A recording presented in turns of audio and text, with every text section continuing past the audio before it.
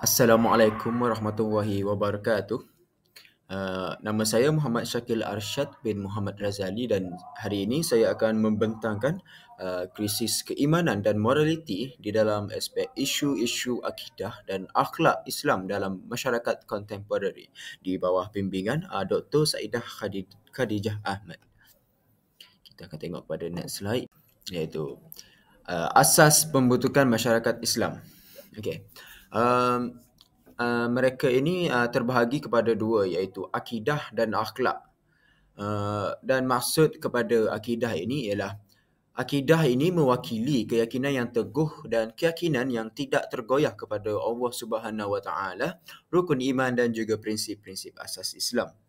Dan maksud bagi akhlak pula ialah kepada dia, akhlak ini adalah merujuk kepada kelakuan, tingkah laku dan nilai moral yang berlandaskan ajaran dan prinsip Islam bagi seseorang hamba tersebut.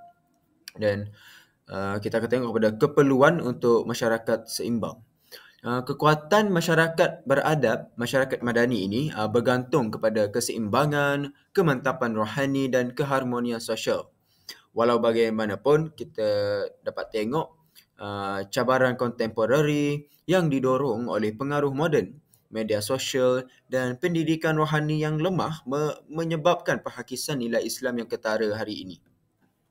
Next, kita akan tengok isu yang pertama, iaitu krisis akidah di kalangan belia.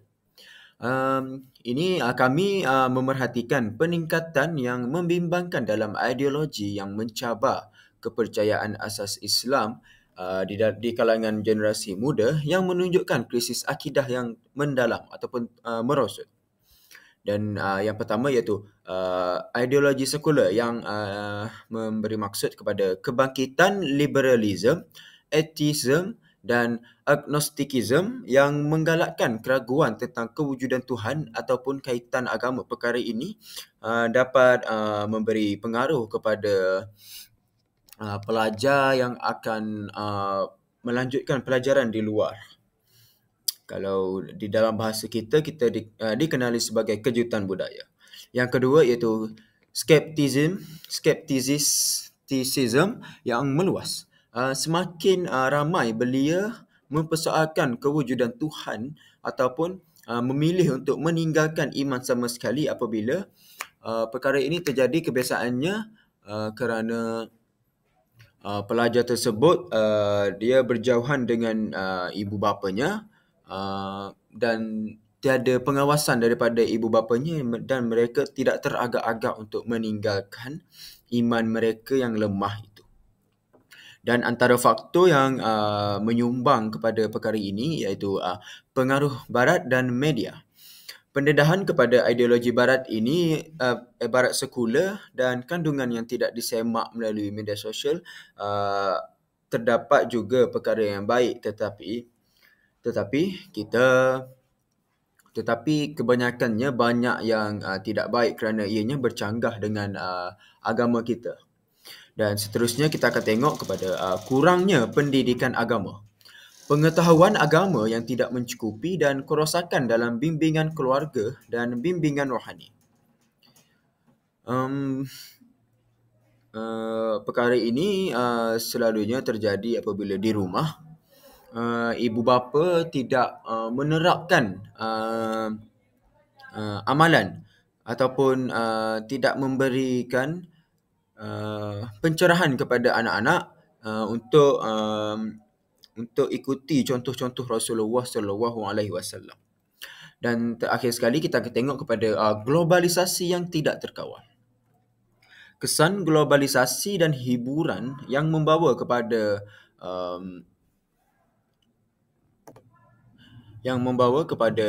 kekosongan rohani. Kita dapat lihat daripada firman Allah Subhanahu Wa Taala di mana di dalam surah Al-Hujurat ayat yang ke-15, sesungguhnya orang-orang yang beriman hanyalah mereka yang beriman kepada Allah dan Rasul-Nya. Seterusnya kita akan tengok, dan bagi isu yang kedua pula ialah krisis akhlak merentas masyarakat. Keruntuhan akhlak ini Keruntuhan akhlak ini menjelma melalui masalah sosial yang teruk yang menjejaskan pelbagai lapisan masyarakat daripada belia sendiri hinggalah pemimpin kita. Dan yang pertama ialah keruntuhan akhlak belia.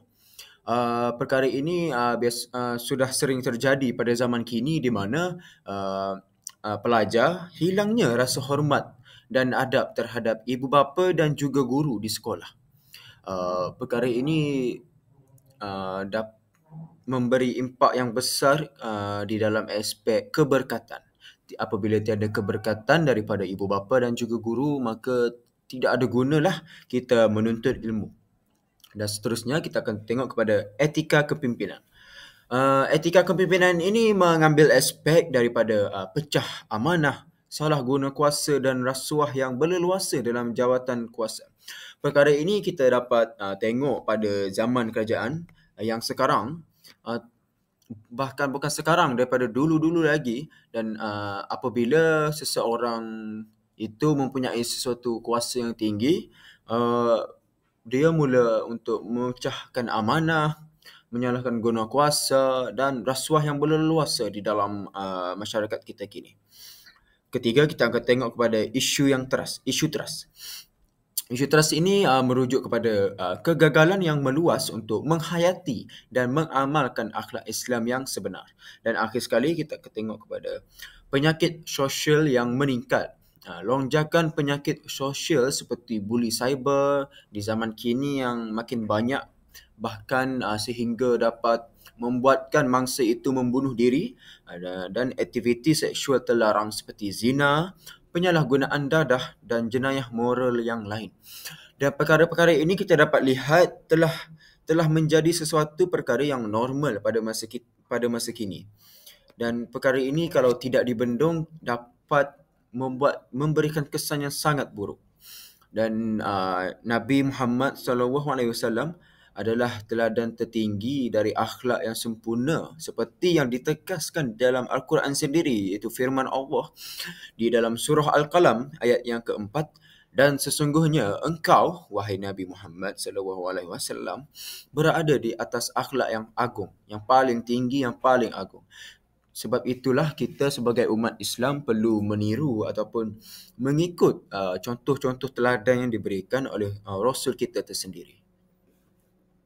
Okay. Isu yang ketiga iaitu pengaruh media dan teknologi yang memusnahkan. Platform media moden ini walaupun alat yang berkuasa yang sering menjadi saluran untuk rasuah moral dengan mempengaruhi minda golongan muda yang sangat lemah di zaman kini. Dan bagi pertama iaitu maksiat. Kandungan media yang secara aktif mempromosikan gaya hidup hedonistik dan norma budaya yang tidak bertamadun seperti budaya-budaya barat, budaya luar, budaya non-Muslim yang tidak bertamadun dan menormalkan dosa. Bahkan orang Islam sendiri pun menggunakan sesetengah orang Muslim sendiri pun menggunakan media sosial ini untuk menyebarkan dosa. Dan walaupun social media ini satu perkara yang bagus di zaman sekarang, ia juga memberi impak yang negatif kepada zaman kini. Dan seterusnya kita akan tengok kepada fitnah dan perselisihan. Media sosial kini banyak disalahgunakan untuk menyebarkan fitnah, mendedahkan aib pribadi dan menghasut kebencian dan juga memberikan informasi yang tidak tepat. Kita dapat lihatlah contohnya di media sosial, banyak info-info yang tidak betul, bukan daripada individu pribadi sahaja, bahkan melalui satu platform, satu rancangan media yang khas memberikan maklumat yang palsu. Perkara ini memang dapat menimbulkan fitnah yang kuat di antara kita semua. Dan akhir sekali iaitu kerentanan belia. Golongan muda ini mudah terpengaruh kerana tidak cukup kawalan kerohanian, iaitu kekurangan iman.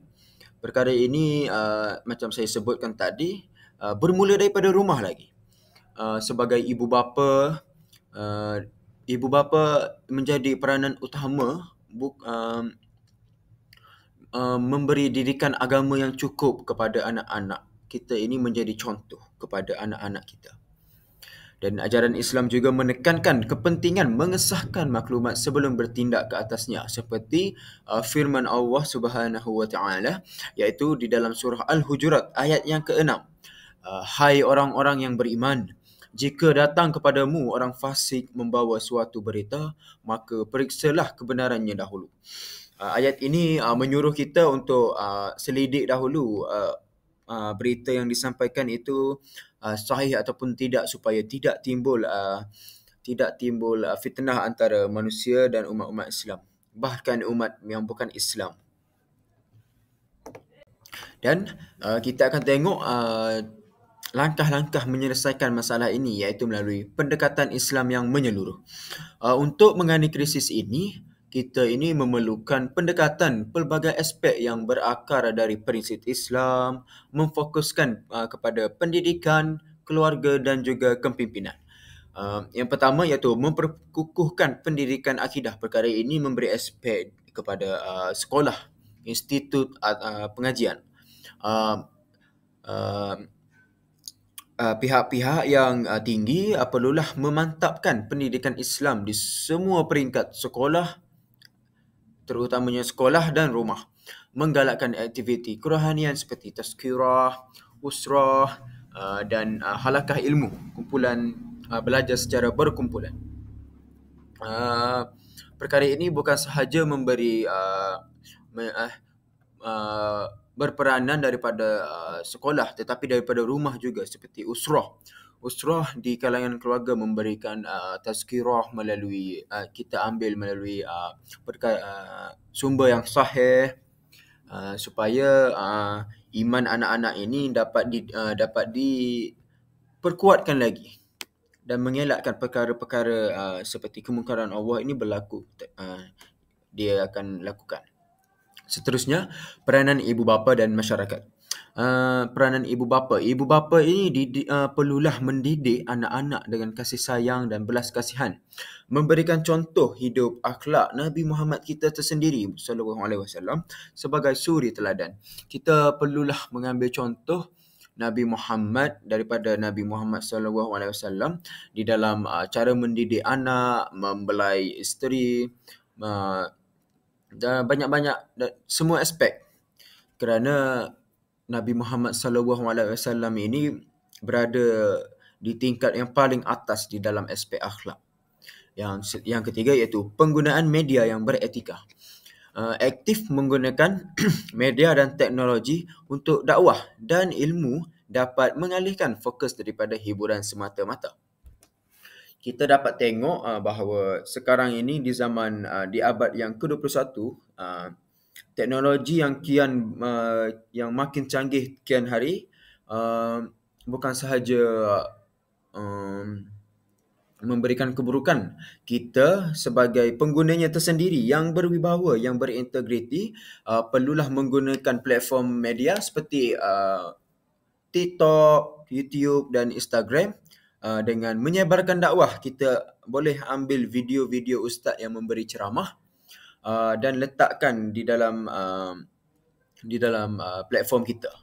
Perkara ini dapat menguatkan lagi iman penonton video yang kita sebarkan.